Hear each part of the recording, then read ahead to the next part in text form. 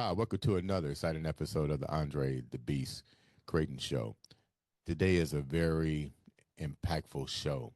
And what I mean by that is it's going to get emotional because we're going to deal with a lot of topics here on, let me use the word, incarnation.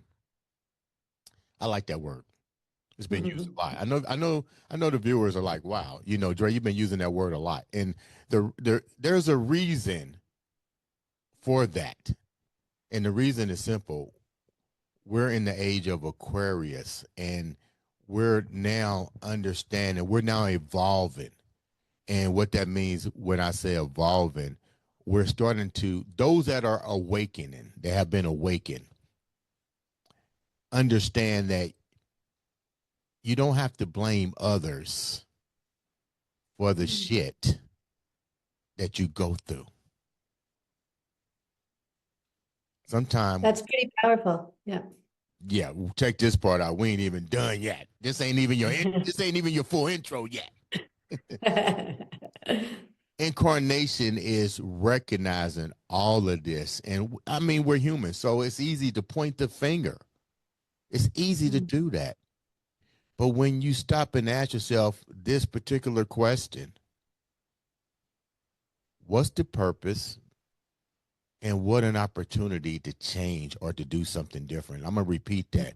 What an opportunity to do something different with your life, even out of pain and suffering. You can reincarnate into something truly remarkable for not only yourself, but humanity itself. I can't believe I opened the show up like that. So let's keep going. Today, I am excited. I followed this lady on social media, and it's funny how, I tell people the law of attraction is a motherfucker. Because what you put out, vibrational, you bring to you. And people say, well, you can bring anything. No, because if you're not vibrating on negative frequency, you ain't got to worry about that. And usually if you vibrate on a certain level, you're going to attract everybody that you was meant to attract. You just got to ask yourself, what's the end game? More importantly, what did I just say? What an opportunity. So today, what an opportunity. Because we have on the show Miss Lynne Goldberg. And her story is truly one of reincarnation to the fullest. Lynne, welcome to the show. It's such an honor to be here. Thanks for having me. No, man, look, I'm following you, dog. You may not see me in the background, but I'm stalking. You know what I mean? I'm like, okay, she's making moves here. Before we get started into your beautiful story, tell the viewers a little bit about you. Sure. My name's Lynne Goldberg, and I started meditating probably 30 something years ago before it was popular. It was at the time, it was something that I did because my whole life had fallen apart. And it was the tool that helped me put my life back together. So at that time, I had lost twin girls. My mom had passed away from cancer. My marriage imploded. And then I ended up losing my job. So it was like every identity that I had held up until then was gone. I was no longer a mom. I was no longer a wife. I was no longer a daughter. And the job that I defined myself as having was gone. And I was like, okay, well, who am I? In my core, who am I? Because that's what's going to take me through this piece to get me to the next incarnation of who I'm meant to be. And it was a really powerful feeling of letting go of all of those identities and understanding that I was bigger than all of that. I might have been, that might have been the way I saw myself, but certainly who I was far greater than any one identity that I might have held.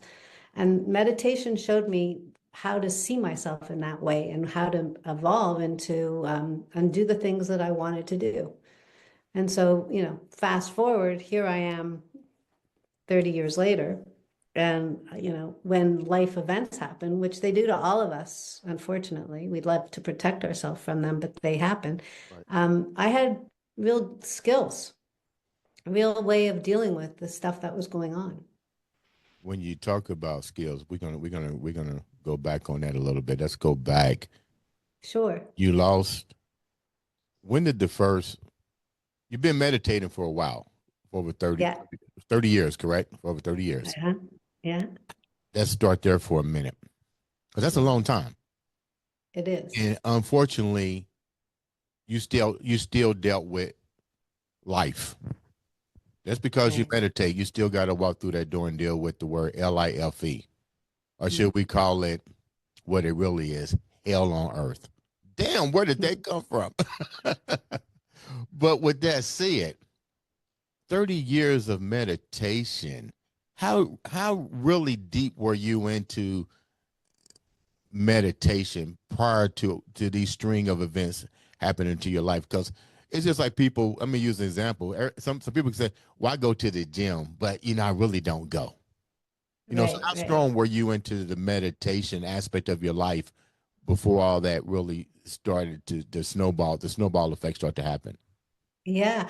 My mom was diagnosed, and when she was, her doctor said, maybe try meditation. And so Okay. for her, it was her way of, you know, keeping herself calm when she was waking up and having panic attacks because she knew she was going to die. And for me, I was having panic attacks that she was going to die too. So when she said to me, "Hey, try this with me," I thought, okay. And at the same time she was going through this, I was like going through all my infertility stuff, and I was trying, there was a lot going on in my own personal life. So I thought, well, I could really use some of that calm that she's talking about. And I didn't have, I was very, very reactive at that stage of my life. So an event happened and it caused me to like freak out, and I was really not okay. And so I started meditating. And at first I would say I was like an emergency meditator. So I What's would an drink. emergency meditator? You only did it when situations became overbearing. Yeah, like, I would basically at that point I was like drinking lots and lots of Chardonnay, Oh. and I would I would go to sleep because I would be just passed out. And then I would wake up at 2 in the morning and my heart would be pounding and I'd be like, oh God. And then I would start meditating. And that was not ideal. Hmm. So I wouldn't say that I had this love affair with meditation right away. I would say it was a skill that I acquired over time. It was okay, it helps when I wake up at 2, 3 in the morning and I can't get back to sleep. Maybe I can start to bring this into my daily life. And then as it became a daily practice, it became something that I saw huge, huge benefits with. And it just started shifting my relationship to all the different waves that came up. You eventually, unfortunately, you lost your mom as you still Right. trying to keep hold of what you share with her, which the universe has a way of putting things in your face and we don't even see it. But your mom brought to you or introduced you to meditation, and Mm. she wind up passing. What was the paradox at that particular point in your life? So I think with all of those life events, my my feeling about my mom was that she had given me one of the most wonderful gifts, not just the gift of meditation, but she had given me, obviously the gift of life, but also these incredible. My mom, when she was diagnosed, um, was told she had X amount of time to live, and she took herself with a morphine pump and said, I want to get to Africa before I die. And that was her dream. And so she went on a safari with a morphine pump attached to her arm. So she lived her life to the fullest, and she taught me how to do that too. And she showed me that everything that comes up is an opportunity, as you just said, really. And my mom was the person that showed me that full on. And it was such a life lesson to see somebody who wasn't going to let the victim in her, she never had this poor me attitude, like, why is this happening to me? She was young when she passed. She was 56 or 57 when she passed. Wow. Yeah. And she never felt bad for herself. She was like, okay, this is my time. How am I going to use it? Because if I spend my time wasting it saying poor me, then I don't get to use my time effectively. And Mm. that was a really great, great lesson that she gave me. then you wind up naturally. Did your meditation at that particular point become stronger? Because that's a gift that not Yeah, for just a sure. gift, but an opportunity for you. Did your meditation skills become even more stronger? Because I'm trying to show the viewers through all these tragedies that you encountered, the power of meditation also should have gotten stronger if you didn't, shy away from it or minimize its Right. effects. So did your meditation skills become stronger at that particular point somewhat? Absolutely. The meditation for me has been this life jacket in the middle of a storm. So it's just been my anchor for everything that happens. It's the way that I go back and find myself. And, we get caught up, we get all distracted by life and things happen. And, there's that unsettling periods. And this just gave me a sense of I can always come back to me, no matter what else is going on. And that feeling of being grounded in whatever else is happening around you, there could be a tornado happening around you, but if you're grounded in the center of it, then you're not getting swept away by all this stuff that goes on around you. And that's what happened. That's what it taught me. Then you and your husband try to work on having children. Mm. And unfortunately, you wind up losing a set of twins. I told you about my daughter losing twins going through the full term. And um, my daughter is very, man, she's a beast mindset because I can't imagine going through full term and losing twins and feeling that life inside you of two lives inside you, Mm. but you had to you lost your twins as well. So that means now, do you question So for meditation? Do you question life? Do you question why me? Do you have the strength to go back and ask yourself, what's the purpose and what's the opportunity with such a loss? So I'd love to say that I got there right away and that I understood that there was a purpose to it right away. I can't say that I did. I have to say that there was a period of grieving that was profound. Um, and that sense of loss in the life that I felt was, I wanted to be the typical mom that was going to be out there doing carpool and doing all that stuff, and it just didn't happen for me that way. Um, but of course, life is a beautiful thing because it gives you opportunities that you never ever could have imagined. And I was lucky enough to adopt two beautiful children that I never would have been able to adopt. And then I got pregnant surprisingly by fluke Wow. later on. So, life works out the way it's meant to. And each time it happened and it showed me how um there are no there are no accidents. Things Right. happen in the order that they're meant to happen, in the reason for the reason that they're meant to happen. Um, I was meant to take care of those two boys. They needed me, and I was there and able to be the mother that they needed at that time. And so that was a gift. That was a huge gift that I was given. How did that come about? Like, what was the scenario that even put those two boys in your midst? Mm. Oh, that's a long story. Do we? So I got I was determined that I was going to adopt a baby, and I went through 9 failed adoptions. And the birth mom that was going through all this with me, because she was working in the agency, said to me, I've never seen anyone want a baby as much as you do. And I'm going to give you my baby. And I was like, are you kidding me? That's crazy. So she ended up giving up her baby for adoption to me.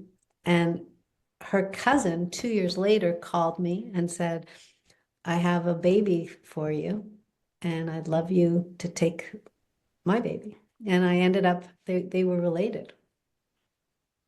Wow. And I guarantee you have that's even a serious strong bond because Oh, you know Right. the biologicals.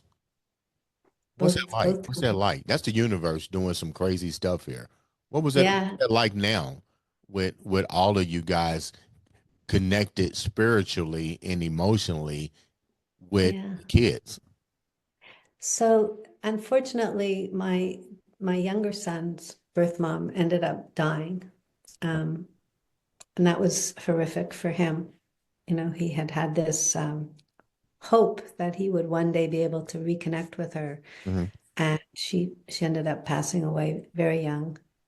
Um, and his my oldest son knows that his birth mom loves him, and I think that's very valuable for him. I think he has this sense that he was his life was protected and honored by her in the way that she knew how. She was really young when she had him, and it was just not an opportunity for her to raise children.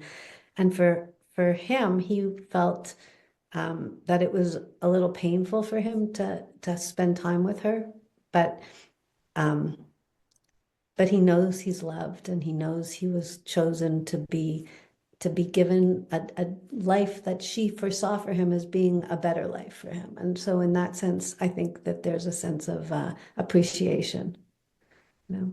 Now you mentioned a divorce. We don't have to Mm, get deep. I don't or anything like that. Do you think that the divorce was? Let me rephrase this so this makes a little bit more sense. You're going through a lot. The loss of your mm, mom, mm. multiple trying to get pregnant. Now you got children. What was the bond? What was you and your husband going through? Because you're married. You're going through this together. Was he deep into meditation? Did he follow your philosophy, or was he dealing with his own situations, trying to comfort you or whatever? Only you know the story. What was that like? Because you would think it wouldn't have led a divorce would have been far from anybody's mind, especially a man who's taking care of his woman and his wife and seeing a brand new family coming in, knowing that you lost your mom, knowing that you're trying to keep your sanity. You know what I mean? You're trying to find that path to you know to to walk on. What was that like? And without getting too deep, what led to the final demise of Yeah. you guys separating? You know, again, this is a meditation. This is what meditation taught me. We have the opportunity in our lives to recognize our patterns and our conditioning from our past. And if we're lucky, we start to pay attention to those stories that we tell ourselves. And some of the stories are stuff that we learned in our, in our childhood, or how we saw our parents relate to one another, or, that childhood conditioning. I was really fortunate in that I have had the opportunity through, you know, really watching my decisions and really being conscious about the choices that I have made, and recognizing that just because something comes to an end doesn't mean that it wasn't there to teach you everything that it was meant to teach you. So I was fortunate enough to see where I had unconsciously repeated the patterns that I had learned in childhood, and got to make new choices. You know, saw, oh, this is something that I don't want, just because my parents did it that way, I don't need to continue on this route. With that said, you just really touched on something. Mm, How many people actually are not conscious to see that? How many people are not conscious and they stay in this hamster on the mm, wheel effect, and they have a difficult time coming off?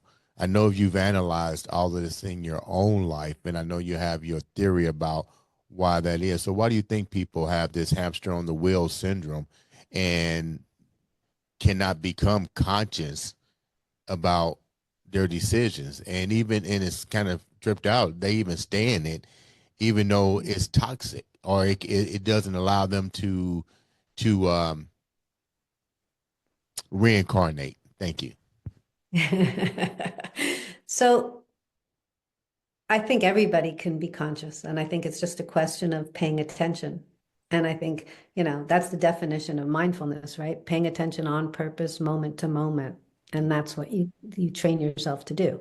And I think that when you start to pay attention to all the decisions that you're making, you get to say, oh, well, that no longer serves me. Oh, that, I hear my mother's voice, and I don't want to be my mother or my father or whoever it is. Or, that high school teacher that used to tell me I was an idiot.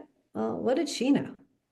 Why do I have to take that voice? Why can't I hear the other voice that told me how fabulous I was? So it's listening and making decisions about how you want to live your life. And I think that idea of having a complete choice at any moment is, this minute you could decide that this is what you want to do going forward. And then you do not have to have that story that you've been carrying around like, heavy bricks on your back forever. You can choose at any time how you want to live your life. It is so funny. It's almost like I'm hearing myself through you. Like seriously, I say that so often to people. I'm like, why are you letting your past and other people write your story? Right, You right. know, it all it takes is a second to change the narrative. But I think Absolutely. people have a hard time writing their story because they're so caught up in a judgmental state from a human aspect, if that Mm. makes any sense. Like such and such going to think of me this way, or I got to do this, or I got to do this, and fail to realize that with the power of self, meditation and validation of oneself, you can actually ascend to such a different mindset and vibrate in a different way. I call it that beast mindset. Change the beast mindset. You know what I mean? Mm. It can be done. You're a living example of that. Um, and people need to understand this was a long process. So starting from the moment that you started embracing it with your mom to the divorce and the kids, about how long was this transformation taking place? So I would say, I've had the opportunity to practice my whole life. And I wouldn't say it's a one and done. I would say that I had an awakening at that period of my life. And then I've had moments where I've gone unconscious and I've, made poor choices again. And I actually hate to use the word a poor choice because the choice is the decision point with the information that I had at that moment. And then as I start to, notice the patterns, it's being conscious moment to moment. So you're always tweaking, you're always noticing, you're always seeing the differences and how you can react in that moment. You're smiling. Look, it's like I hear this with my internal voice all the time, but a lot of people don't resonate with it, and it can be frustrating to me because I don't live like that. I always Mm, say, what an opportunity. If it doesn't serve me, what was it supposed to be here for? Am I repeating the same pattern? Is it going mm, to extend me? Is it going to increase that beast mindset? And more importantly, I mm. always ask myself, what is it doing for humanity? Right. Because it's Thank not, it's not about me. I tell people all the time, what I do is not about me. It may mm, appear to be that way because that's how you looking at it. But really, things that I do is never about me. It's about what kind of ripple effect is it going to happen now and in the present future? That's what I call it. So let's move forward yeah. a bit. Let's move forward a little bit. Well, I just wanted to Go say ahead. what you're saying touches me. Sorry, go ahead. No, no, no. You keep going. This is your moment. Go. No, when you say that it's about humanity, I think that's the other thing that meditation, of course, teaches us, that interconnection that we all have to one another. none of us are doing this by ourselves, and none of us are going through, you think, oh, poor me, but then I talk to you and you tell me about your daughter and she went through the same thing. And the more I spend time speaking to people, and that's what I do, I speak to people, and I truly want to know what they're going through, because chances are we've all had similar life experiences. 50% of people get divorced, 50% of people get a chronic ill. This is life. This is what we go through as humans. Stop seeing yourself as this one small part of yourself, and you see how much bigger you are, which is that we're all interconnected and we're all going through the same things. You stop feeling poor me, and you start noticing, oh yeah, well, we're all in this together. So how can I support other people, and hopefully we all rise together.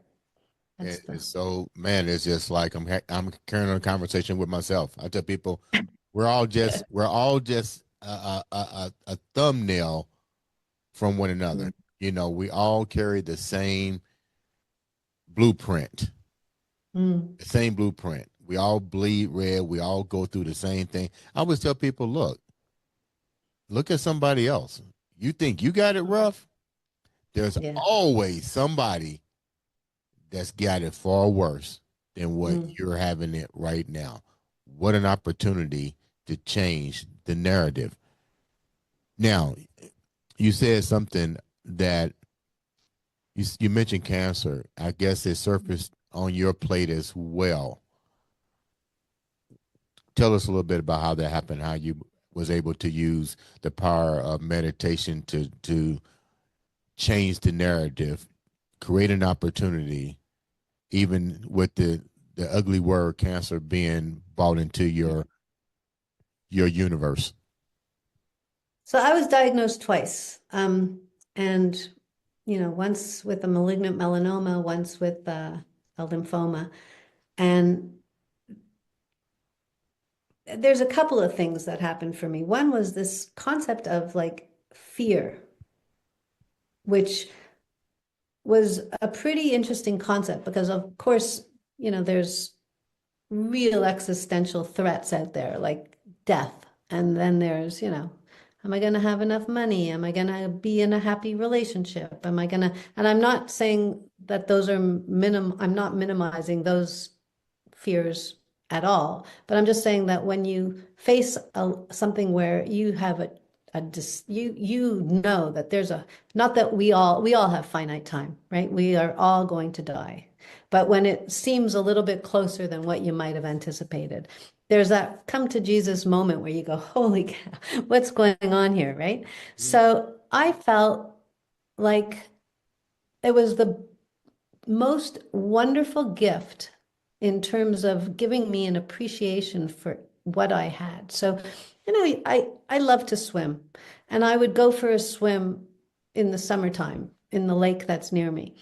But when I realized that I might not be swimming the following year, I made sure that I bought myself a wetsuit and I went into the water in November and it was cold. You're definitely But a beast. And you're in but Canada I too. That's what's that called? Ice swimming? yeah, I wanted to swim. And it was also this idea of what the stories that we tell ourselves. Again, the first time I went in for my treatment, my radiation treatment, there was this big machine and it was whirring and it was noisy and it was terrifying. And then I was like, well, what's actually happening right now? And the truth was, this was going on during COVID. Oh man. And I had been locked in my house. I wasn't able to get outside. And, we were told that there was something outside of us that was out there that could kill us. And, I knew I had something inside me that was potentially life-threatening. And I was in Ground Central in the hospital that I was doing my treatment was Ground Central for COVID. So I get there and I was like, okay, well, what's happening right this minute in this moment was that there's great music because the technicians that were giving me my treatment were listening to awesome music.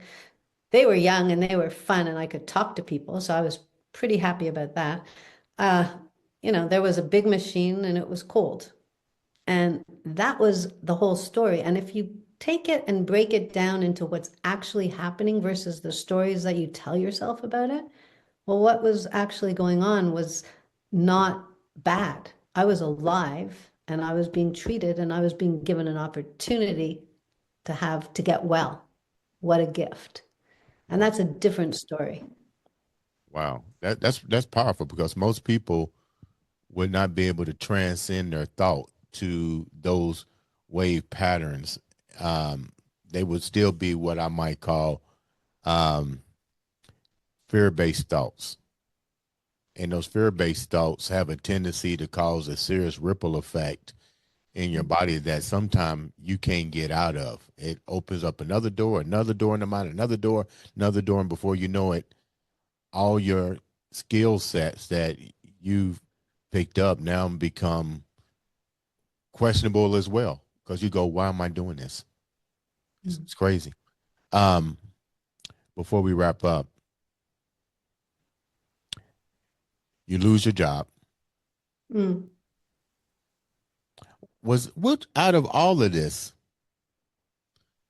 that you're going through, the divorce, the loss of the children, the twins, the loss of your mom, just everything. Which was the most impactful moment for you that really put everything together? The cancer, because when you're meditating, I know when I meditate, you have to reflect. Mm. You have to ask yourself, what did I learn from it? What an opportunity, and where do I go from here? But every chapter of this journey, some are more impactful than others. Some educate us more, some empower us more, some empower us less, depending on the situation. But you had almost all situations be almost on the same level. If I had to go between rating between 1 to 10, shit, let's get real. Yours was a 10 across the board. Out of all the out of all of this, which one really, when you look back at your life right now, which three? I'm gonna give you three. Which three was really game changers for you? They're all game changers because obviously, divorce is where you wake up every morning. So how does that happen? When you don't wake up in the same place and that's different. But I guess for me, the empowering feeling behind each one of those is that I feel that seeing yourself in a new, for example, I had been raised that there was a knight in shining armor that was going to come rescue me. And so when my marriage ended, I was like, well, where the hell is he? Mhm. He's not a knight in shining armor. I've got like some guy wrapped in cellophane, maybe but there's no knight in shining armor. So I, I felt very empowered because I had to do it for myself. And all the things that I had been told were supposed to happen didn't. And so I was like, okay, well, I guess that's my lesson. I guess that's what I'm here to figure out. How am I going to help myself? Because there's no one coming to save you. And I think that message is the best take home for anybody is when you feel that you can figure it out for yourself, nobody can take that away from you, no matter what happens to you. Right? Wow, you sure you don't want to preach? So, how has the reincarnation really affect you and affect others around you? Because clearly you got that beast mindset. And I really want to say thank you for taking time out to come and share such a beautiful story. But let's talk about the word reincarnation and what that means to you and its effect on you and your life and others that have come in contact with you. Hmm. So I think in each moment we're reborn. I don't think it's just one time, right? We Mhm. have rebirths every time you take a breath. That's what meditation is. It's bringing in fresh new oxygen and releasing the stuff that no longer serves. And it's done however many times a day. So I think that each moment for us is that opportunity for rebirth. And I feel that when something is not how, am I fighting with reality? No, that's what happens in life. We have events happen, and then we either process them and move through them, or we get stuck and we hold on and we try to change it and we get all, and that isn't effective. It's that flow of the in breath and the out breath that lets us be in flow with life. And so we're constantly reincarnating. That's what we do. Our cells are constantly rejuvenating. We're constantly reinventing ourselves. We're constantly adapting to new environments. That's the beauty of being alive. You're awesome, right?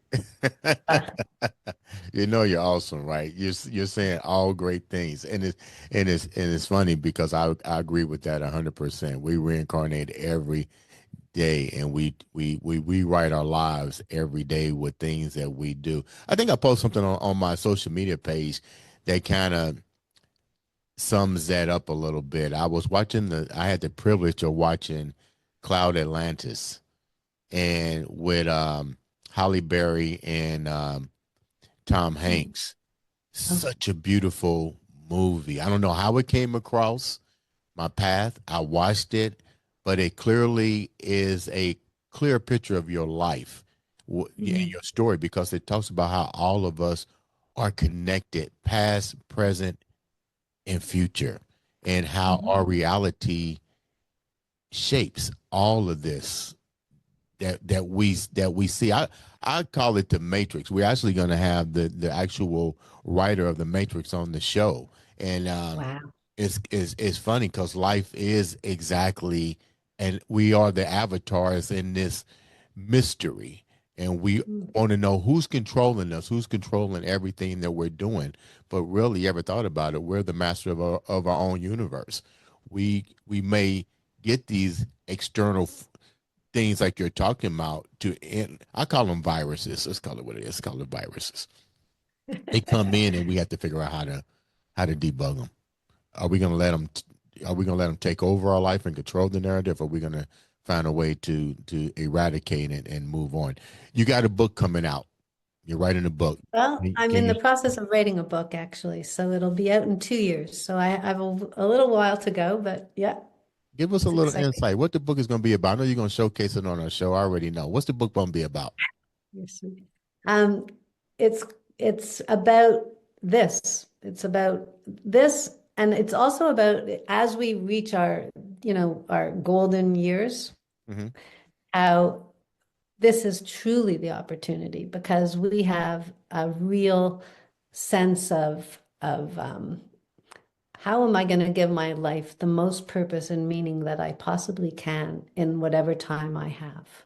And we get to do that um, with the chronological age that we're told that we are. We get to do that if we've been given um, a chronic illness. We get to do that if we've had an ending in some sort of marital status. Each time we have those life events, we get to reinvent ourselves. And so that's exactly what the book is about. Yeah. It's definitely a must read in my world. It's definitely a must Mm. read. How can the viewers reach out to you and follow your journey? I guess social media at Lynne Goldberg, Lynne underscore Goldberg, actually. So Lynne underscore Goldberg and Lynne Goldberg Meditation.com. So people can reach out to you to actually probably even learn a little bit on how to meditate the correct way and the purpose from you as well. Yeah. Yeah, I have an app. I have a bunch of courses that I teach that are on my website, and I work with people individually. So yeah, What's your website? Let the viewers know your website. How can they check your website out? Lynne, so Lynne Goldberg Meditation.com. Lynn, thank you so much for sharing a beautiful story. Oh, it's And such an more honor to meet importantly, you and talk to you. thank you for Mm, coming into my universe.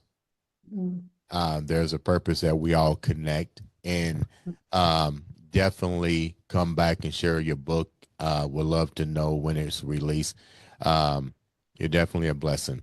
Ladies and mm. gentlemen, this has been another exciting episode of the Andre The Beast Crayton show.